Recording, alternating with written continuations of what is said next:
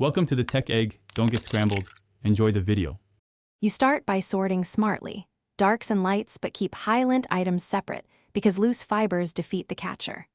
Once you load the machine, drop a single color catcher into the drum on top of clothes so it circulates freely. You do this now to maximize surface contact. The catcher's polymer sheets attract and trap loose dyes released in the cycle. Make sure to use the recommended water temperature on labels, since heat affects dye release and catcher performance. Once the washer begins, you want good water flow so the catcher can work. Do not overload the drum. Pick the cycle and temperature suited to fabrics. Cold water reduces dye bleeding, but follow care labels when needed. Use a liquid detergent and skip fabric softener.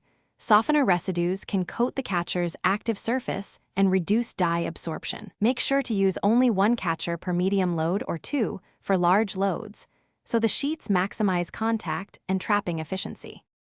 You finish by removing clothes promptly to prevent transfer from any trapped dye. Inspect the catcher.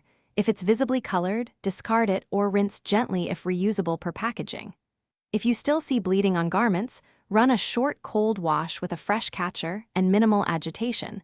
This helps pull remaining loose dye away. Make sure to avoid tumble-drying stained items because heat sets dye. If transfer persists, treat the affected fabric with a color-safe stain remover. Thanks for watching. Consider subscribing if I helped unscramble your problems.